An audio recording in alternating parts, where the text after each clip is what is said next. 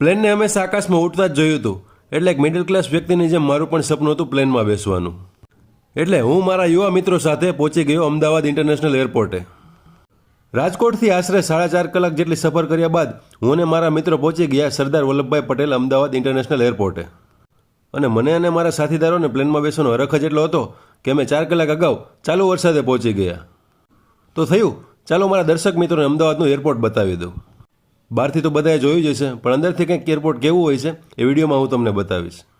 સર્વપ્રથમ આર્મીના એક ઓફિસર આપણો આઈડી ચેક કરે છે, પછી અંદર આવવા દે છે. અંદરથી કંઈક આવો નજારો હોય છે અમદાવાદ એરપોર્ટનો. દેખાવમાં એકદમ સુંદર, નીટ એન્ડ ક્લીન. ત્યારબાદ અમે મારું લગેજ જમા કરાવ્યું અને અમને અમારા પ્લેનની ટિકિટ મળી ગઈ. અને અમારી ટિકિટમાં લખ્યું હતું ગેટ નંબર 2, તો અમે પહોંચી ગયા પહેલા માળે ગેટ નંબર 2. 5 વાગ્યાની ફ્લાઇટમાં બેસવા માટે 1 વાગે આવી ગયા હતા અમે. તો જો અમે બેઠા બેઠા અમે પ્લેનની રાહ જોઈ છે. બાકીની માહિતી આગળ